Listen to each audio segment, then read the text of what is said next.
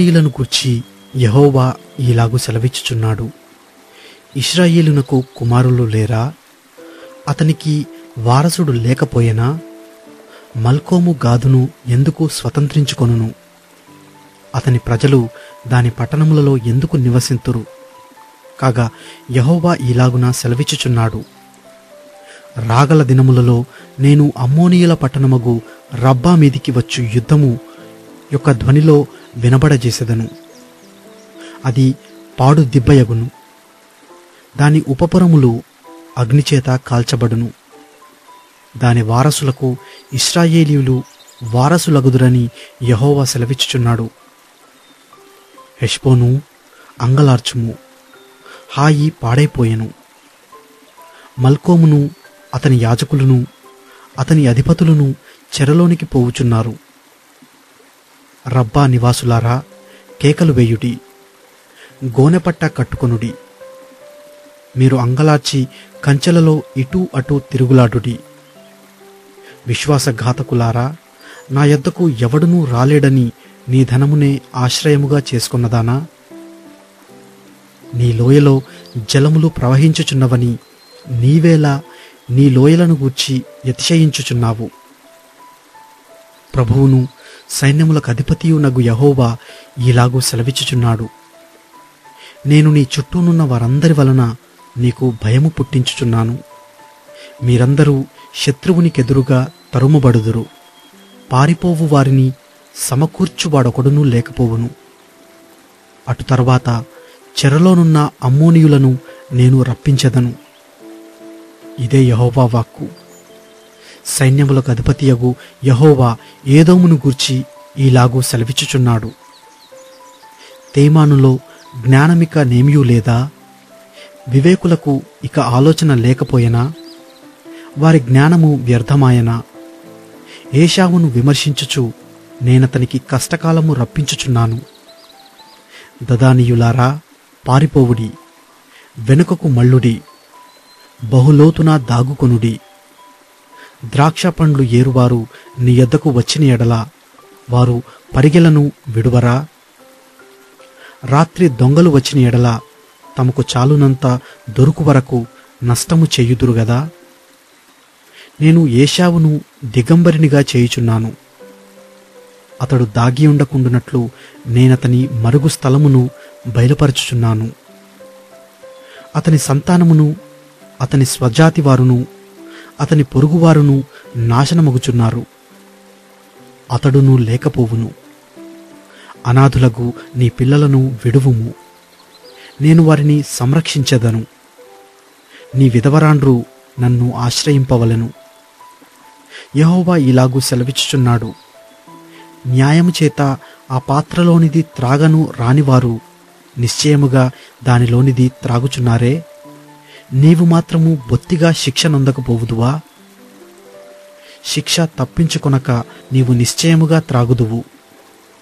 బొస్రా పాడుగాను, అపహాస్యాస్పదముగాను, ఎడారిగాను, శాపవచనముగాను ఉండుననియు, దాని పట్టణములన్నీయు ఎన్నటెన్నటికి పాడుగా నుండుననియు నాతోడని ప్రమాణము చేసియున్నానని యెహోవా సెలవిచ్చుచున్నాడు.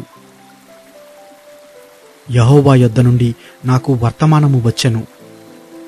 జనముల యొద్దకు దూత పంపబడియున్నాడు. కూడుకొని ఆమె మీదికి రండి, యుద్ధమునకు లేచిరండి. జనములలో అల్పునిగాను, మనుష్యులలో నీచునిగాను నేను నిన్ను చేయుచున్నాను. నీవు భీకరుడవు.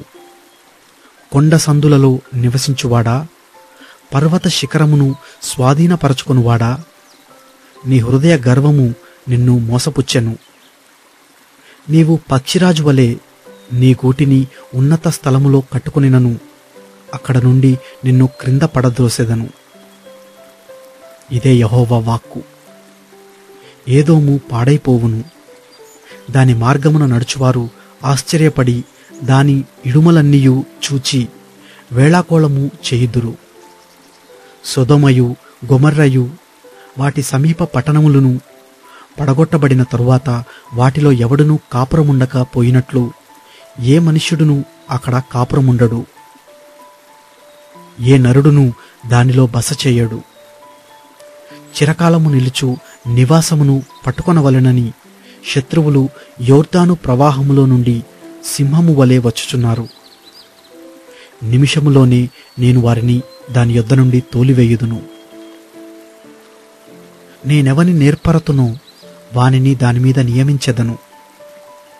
నన్ను పోలియున్న వాడై నాకు ఆక్షేపణ కలుగుజేయువాడేడి? నన్ను ఎదిరింపగల కాపరి ఏడి? ఏదోమును గూర్చి యెహోవా చేసిన ఆలోచన వినుడి. తేమాను నివాసులను గూర్చి ఆయన ఉద్దేశించిన దాని వినుడి. నిశ్చయముగా మందలో అల్పులైన వారిని శత్రువులు లాగుదురు. నిశ్చయముగా వారి నివాస స్థలము వారిని బట్టి ఆశ్చర్యపడును. వారు పడిపోగా అఖండమైన ధ్వని పుట్టెను. భూమి దానికి దద్దరిల్లుచున్నది. అంగలార్పు ఘోషయు ఎర్రసముద్రము దనుక వినబడెను. శత్రువు పక్షిరాజు వలె లేచి ఎగిరి బోస్రా మీద పడవలెనని తన రెక్కలు విప్పుకొనుచున్నాడు. ఆ దినమున ఏదోము బలాఢ్యుల హృదయములు ప్రసవించు స్త్రీ హృదయము వలె ఉండును. దమస్కును గూర్చిన వాక్కు. హమాతును అర్పాదును దుర్వార్త విని సిగ్గుపడుచున్నవి. అవి పరవశములాయను. సముద్రము మీద విచారము కలదు, దానికి నెమ్మది లేదు. దమస్కు బలహీనమాయను, పారిపోవలనని అది వెనుక తీయుచున్నది. వణకు దానిని పట్టెను. ప్రసవించు స్త్రీని పట్టునట్లు ప్రసవ వేదనలు దానిని పట్టెను. ప్రసిద్ధిగల పట్టణము బొత్తిగా విడువబడెను. నాకు ఆనందమునిచ్చు పట్టణము బొత్తిగా విడువబడెను. ఆమె యవనులు వీధి వీధులలో కూలుదురు. ఆ దినమున యోధులందరూ మౌనులయ్యుందురు. ఇదే సైన్యములకధిపతియగు యెహోవా వాక్కు. నేను దమస్కు ప్రాకారములో అగ్ని రాజబెట్టెదను. అది బెన్హదదు నగరులను కాల్చివేయును. బబులోను రాజైన నెబుకద్రేజరు కొట్టిన కేదారును గూర్చియు హాసోను రాజ్యములను గూర్చియు యెహోవా సెలవిచ్చిన మాట. లేచి కేదారునకు వెళ్ళుడి. తూర్పు దేశస్థులను దోచుకొనుడి. వారి గుడారములను గొర్రెల మందలను శత్రువులు కొనిపోవుదురు. తెరలను ఉపకరణములను ఒంటెలను వారు పట్టుకొందరు. నకముఖాల భయమని వారు దానిమీద చాటింతురు. హాసోరు నివాసులారా, బబులోను రాజైన నెబుకద్రేజరు మీ మీదికి రావలనని ఆలోచన చేయుచున్నాడు. మీ మీద పడవలనని ఉద్దేశముతో ఉన్నాడు. యెహోవా వాక్కు ఇదే. పారిపోవుడి, బహులోతున వెళ్ళుడి, అగాధ స్థలములలో దాగుడి. మీరు లేచి ఒంటరిగా నివసించుచు గుమ్మములు పెట్టకయు గడియలు అమర్చకయు నిశ్చింతగాను క్షేమముగాను నివసించు జనము మీదపడుడి. వారి ఒంటెలు దోపుడు సొమ్ముగా ఉండును. వారి పశువుల మందలు కొల్లసొమ్ముగా ఉండును. గడ్డపు ప్రక్కలను కత్తిరించుకొని వారిని నకముఖాల చెదరగొట్టుచున్నాను. నలుదిక్కుల నుండి ఉపద్రవమును వారి మీదికి రప్పించుచున్నాను. ఇదే యెహోవా వాక్కు. హాసోరు చిరకాలము పాడై నక్కలకు నివాస స్థలముగా ఉండును. అక్కడ ఏ మనుష్యుడును కాపురముండడు, ఏ నరుడును దానిలో బస చేయడు. యూదారాజైన సిద్కియా ఏలుబడి ఆరంభములో యెహోవా వాక్కు ప్రవక్త అయిన ఇర్మియాకు ప్రత్యక్షమై ఏలామును గూర్చి ఈలాగు సెలవిచ్చెను. సైన్యములకధిపతియగు యెహోవా సెలవిచ్చినదేమనగా, నేను ఏలాము యొక్క బలమునకు ముఖ్యాధారమైన వెంటిని విరుచుచున్నాను. నలుదిశల నుండి 4 వాయువులను ఏలాము మీదికి రప్పించి నలుదిక్కుల నుండి వచ్చు వాయువుల వెంట వారిని చెదరగొట్టుదును. వెలివేయబడిన ఏలాము వారు ప్రవేశింపని దేశమేదియూ నుండదు. మరియు వారి శత్రువుల ఎదుటను వారి ప్రాణము తీయజూచు వారి ఎదుటను ఏలామును భయపడజేయుదును. నా కోపాగ్ని చేత కీడును వారి మీదికి నేను రప్పించుదును.